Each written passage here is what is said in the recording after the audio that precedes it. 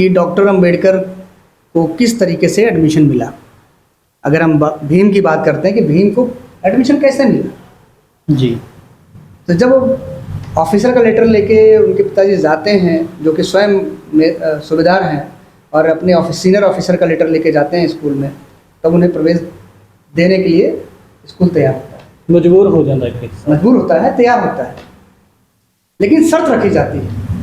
अभी आप बताइए, आप किसी बच्चे का एडमिशन कराने अगर जाते हैं तो स्कूल भी आपके लिए कोई शर्त रखे, तो आज के समय में अगर स्कूल ज़्यादा शर्त रखे तो कोई एडमिशन लेना नहीं चाहेगा, दूसरे स्कूल में चला जाएगा। बिल्कुल। डॉक्टर अम्बेडकर के लिए उस समय, उस बालक भीम के लिए शर्त रखी गई। पहली शर्त थी कि आपको एडमिशन मिलेगा, प्रवेश मिलेगा, लेकिन आपको कक्षा से बाहर रह के पढ़ना पड़ेगा। अब बताइए, इस कमरे में हम बैठे हैं, इस कमरे के बाहर कोई हो शायद उसे हमारी आवाज़ें सुनाई ना दे, और 20-25 मीटर की कक्षा में, क्लास में, उसके बाहर कोई बैठा हो, तो जो आवाज़ ही ठीक तरीके से नहीं सुन पाएगा वो कैसे पढ़ पाएगा। बिल्कुल। बहुत हम कह लिए कठिन शर्त थी। दूसरी शर्त रखी गई कि भीम अछूत जाति से आता है, इसलिए भीम को स्कूल के अंदर पानी पीने के लिए मना है। पानी और पीने की इजाज़त नहीं। पानी वो तभी पी सकता है जब उसे कोई मटके से पानी निकाल के पिलाए, ऊपर से गिराएगा और वो हाथ करके पिएंगे। जी। तीसरी रखें, क्योंकि पढ़ने के समय बच्चे शरारत करते हैं। अगर भीम कोई शरारत करता है तो टीचर डंडे से नहीं मारेगा, डंडा फेंक के मारेगा। क्योंकि डंडे से अगर मारेगा या हाथ से मारेगा तो अछूत हो जाएगा, तो डंडा फेंक के मारेगा। अब आप सोचिए, किसी बच्चे को, 5-6 साल के बच्चे को आप डंडा फेंक के मारिए, उसे कहीं मिल सकता है, उसकी आँख फूट सकती है, हाथ पैर टूट सकती है। जी। तो इस तरीके से कठिन शर्त रखे गए। उन्होंने सोचा कि उच्च वर्गीय, कुलीन वर्गीय ब्राह्मणों ने सोचा कि इसको इतनी कठिन शर्त देंगे तो ये एडमिशन नहीं कराएगा, वापस चला जाएगा, खुद ही भाग जाएगा। खुद ही भाग जाएगा। लेकिन डॉक्टर भीम के पिताजी बड़े सशक्त मन से गए थे कि अपने बच्चे का आज प्रवेश करा के रहूँगा, एडमिशन करा के रहूँगा, शिक्षा जरूर दिलाऊंगा। उन्हें एडमिशन मिलता है। अब आप बताइए, अगर आज 20वीं शताब्दी में, आज के समय में इस तरह की एडमिशन की कंडीशन कोई स्कूल रखे तो क्या उसे समाज के लोग बंद नहीं करा देंगे? बिल्कुल। सामाजिक न्याय व्यवस्था में उसे बंद करा देंगे। इस तरीके से उनका प्रवेश हुआ। आपको एक चीज़ मैं बताना चाहूँगा, मैंने अपने कई भाषणों में बोला भी है, कहा भी है, और लोगों को समझाया भी है। कई बार टीवी पे चर्चा भी होती है, न्यूज़ चैनल वाले चलाते हैं कि जो भीमराव का जो अंबेडकर सरनेम है वो उनके ब्राह्मण शिक्षक ने दिया था। जी हाँ, ये चर्चा बड़ी ਹੁੰਦੀ ਹੈ ਕਿ ਉਹਨਾਂ ਨੂੰ ਜਿਹੜਾ ਪੜ੍ਹਾਈ ਦੇ ਵਿੱਚ ਜੇ ਕਿਸੇ ਨੇ ਸਹਾਇਤਾ ਕੀਤੀ ਤਾਂ ਉਹ ਇੱਕ ਬ੍ਰਾਹਮਣ ਸੀਗਾ, ਬ੍ਰਾਹਮਣ टीचर ਸੀ। कभी महादेव अंबेडकर का नाम आता है, कभी किसी और का नाम आता है, लेकिन मैं आपको स्पष्ट कर देना चाहता हूँ कि उस विद्यालय में, उस प्राथमिक विद्यालय में अंबेडकर सरनेम का या अंबेडकर उपनाम का कोई भी ब्राह्मण शिक्षक नहीं था। ब्राह्मण शिक्षक थे, बहुत थे, लेकिन इस नाम का, इस सरनेम का कोई शिक्षक नहीं था। तो दूसरी बात आती है, चलो शिक्षक नहीं था तो अंबेडकर सरनेम कहाँ से आया? जी। प्रश्न बड़ा है कि कहाँ से आया, क्यों जोड़ा उन्होंने? क्योंकि उनका जो पैतृक उपनाम था वो तो सतपाल था। अब इसके लिए हमें उनके गांव जाना पड़ेगा। दापोली जिले में अगर हम रत्नागिरी जाएं, उनके गांव में जाके देखें तो उनके जो पैतृक गांव था वो अम्बावाड़े था। डॉक्टर भीमराव अंबेडकर के पिताजी का जो पैतृक निवास गांव था वो अम्बावाड़े था।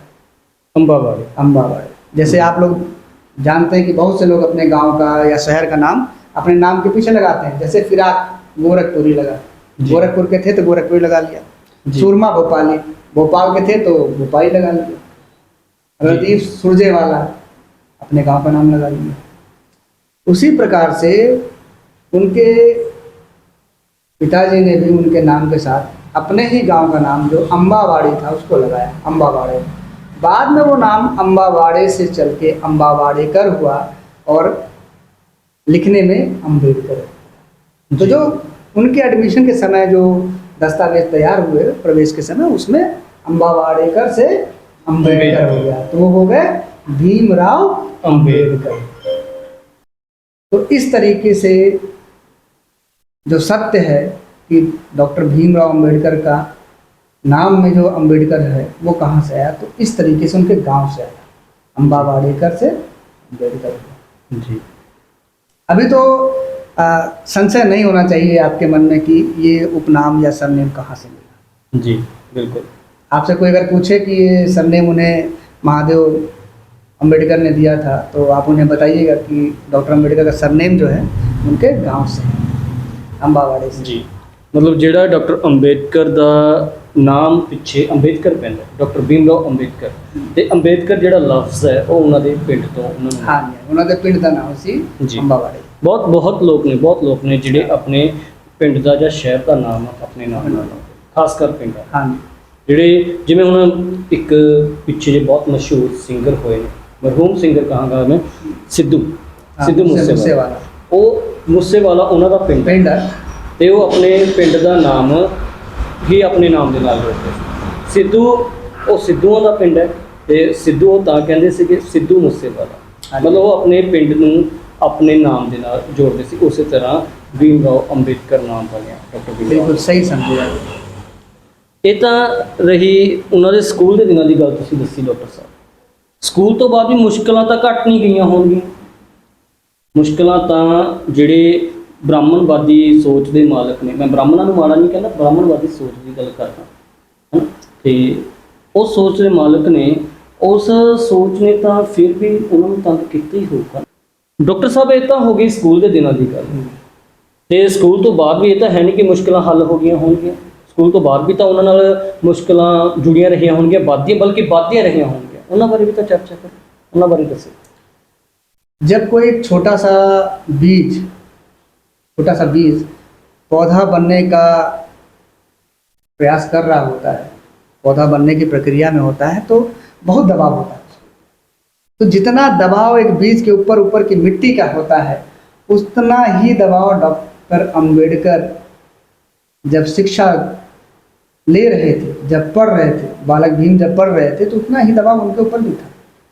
ऊपर के लोगों ने पूरा उनको दबाने का प्रयास किया जी, लेकिन आप जानते हैं कि जो बीज होता है, दबाव कितना भी हो धरती का, वो ऊपर आता है, जी। और जब ऊपर आता है तो शक्ल लेता है पौधे की, और अपने तमाम संघर्षों को झेलते हुए, तकलीफों को देखते हुए, उनसे लड़ते हुए, एक दिन वो नन्हा सा पौधा वृक्ष बन जाता है। बड़ा दरख्त बन। तो बालक भीम का डॉक्टर भीमराव अंबेडकर बनने तक का जो संघर्ष है, हम इसे उनकी जो जीवनी है वेटिंग फॉर द वीज़ा, इस पुस्तक को पढ़ के समझ सकते हैं। जी, उसमें स्पष्ट रूप से उन्होंने अपनी लिखा हुआ है कि किस तरीके से शिक्षा स्कूल के पहले दिन से लेके, और जब वो भारत लॉ करके आते हैं, कानून मंत्री बन जाते हैं, उसके बाद भी उन्हें किन किन समस्याओं का समाधान निरंतर करना पड़ा। जी, अगर मैं एक एक समस्या का समाधान, एक एक समस्या को गिनाने जाऊंगा तो बहुत लंबा समय लग जाएगा। तो मैं कुछ जो चुनिंदा चीज़ें हैं, चुनिंदा घटनाएं हैं, कुछ विशेष घटनाएं हैं, उसके बारे में आपसे चर्चा करता हूँ। स्कूल पूरा हो गया, हायर एजुकेशन के लिए जाना था, पिताजी थे नहीं, बालक के सर पे पिता का छाया ना हो तो आप समझ सकते हैं कि बालक को कितनी तकलीफें होती हैं। उनका विवाह हो चुका था, ये भी थे। फिर वहाँ के महाराज ने उन्हें बुलाया अपने पास, एक परीक्षा ली, परीक्षा में उत्तीर्ण हुए तो उन्हें स्कॉलरशिप का व्यवस्था की गई। ਕਿੱਥੋਂ ਦੇ ਮਹਾਰਾਜ ਦੀ ਗੱਲ ਕਰ ਰਹੇ ਹੋ ਕਿ ਤੇ ਉਹਨਾਂ ਦਾ ਨਾਮ ਦੱਸ ਦਿਓ। गायकवाड़ महाराज, जी, गायकवाड़ महाराज हैं, और बड़ौदा है। बड़ौदा उस समय के गुजरात में पड़ता था, वहाँ के राजा थे। और आपको ये पता होगा कि जब वो अपनी शिक्षा पूरी करके आते हैं तो उनके यहाँ वित्त मंत्री के पद पे कार्यरत होते हैं।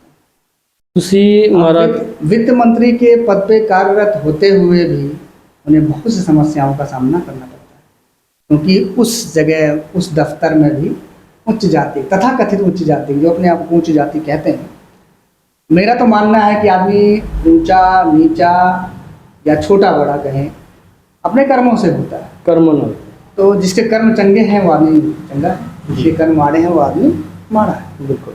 तो जब वो आते हैं तो उनका जो चपरासी होता है, ब्राह्मण होता है, तो फाइल उठा के भी उनको अपने हाथ से नहीं देता, पटक देता है। एक वित्त मंत्री ने एक फेंक के देता है। चपरासी एक वित्त मंत्री को एक चपरासी फाइल फेंक देता है। वो अफसर होने के बावजूद भी अपने ही दफ्तर में पानी नहीं पी सकते थे, क्योंकि उनको पानी रखते नहीं चपरासी गिलास उठा के देता नहीं। तो समस्याएं खत्म नहीं हो जाती। मैं आपको एक बात बताता हूँ कि जब डॉक्टर अंबेडकर इंग्लैंड और अमेरिका में पढ़ाई कर रहे थे तो उतने साल भूल गए थे कि जातिवाद क्या होता है, क्योंकि इंग्लैंड में उन्होंने किसी ने उनके साथ ऐसा व्यवहार किया। वहाँ तो सभी जैसे थे, पढ़ने वाला शोधार्थी हो चाहे विद्यार्थी हो सभी जैसा है, बिल्कुल। और शिक्षक की नज़र में सब समान है। वो भूल गए थे, लेकिन जब वो भारत वापस आए तो उन्हें फिर से एहसास कराया गया कि तुम किस जाति बिरादरी से आते हो और तुम्हारा सामाजिक ढांचे में स्थान क्या है। जी। अगर मैं आपको बताऊं तो आपको हैरानी होगी कि डॉक्टर अंबेडकर जो शिक्षक रहे हैं जिन्होंने उन्हें पढ़ाया है, डॉक्टर अंबेडकर के प्रोफेसर में से एक प्रोफेसर जॉन डेवी थे। जी। प्रोफेसर जॉन डेवी को प्रैग्मेटिज्म का फादर कहते हैं, यानी प्रयोजनवाद का जनक।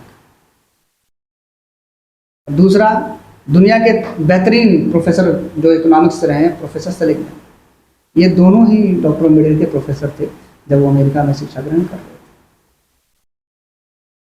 और डॉक्टर अंबेडकर के ऊपर जॉन डेवी का बहुत ही प्रभाव है प्रयोजनवाद पे।